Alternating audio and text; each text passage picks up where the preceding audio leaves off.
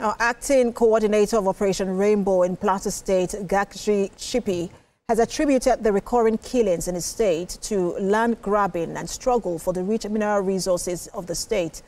In an exclusive interview with TVC News, the coordinator described the killings in his state as genocidal. He says the state government is exploring several means, including dialogue with locals, to bring the crisis to an end.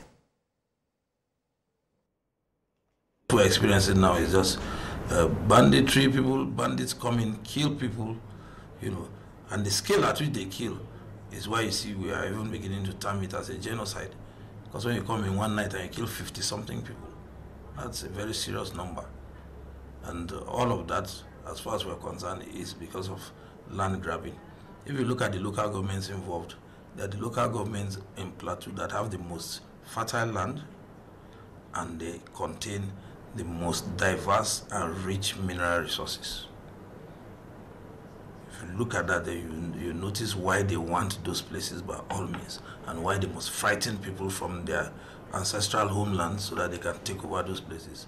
And if you go to those places right now, you see that where our people have run out from, you now see they've erected 1 or 2 houses in one corner, 2 or 3 in another corner, so that at the end of the day, they've taken over that entire land. Let's bring in our senior reporter, Godwin Agwam, who is joining us live from Plateau State.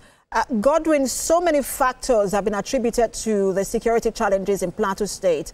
But speak to us about this latest one coming from the acting coordinator of Operation Rainbow. Okay, Precious, good evening to you. You see, Plateau State is one state that is endowed with a lot of mineral resources. Of course, there is barite, there's tin, there's iron ore, there's zinc. And so from the statement of the acting coordinator of Operation Rainbow, it shows that some of these skirmishes we have been seeing in recent time is as a result of these mineral resources, perhaps a struggle for control. Now, it is important to set the record straight because it is in the public domain that the crisis in Plateau State started since 2021. But 2001, rather. But it's important to set the record straight. Now, in 2001, between 2001 and 2004, what we had was a kind of a crisis between the indigenous and settlers. And according to the Human Rights Watch, between 2,000 to 3,000 people died between 2001 to 2004. So after then, what we witnessed next was ethno-religious crisis in the state. Then later metamorphosed into farmer-header crisis. But what we are experiencing now in Plateau State, what's happening now in Plateau State, is a coordinated attack by mercenaries, according to what the acting coordinator said, who are brought into the state to wreak havoc on unsuspecting members of the public and, of course, the locals.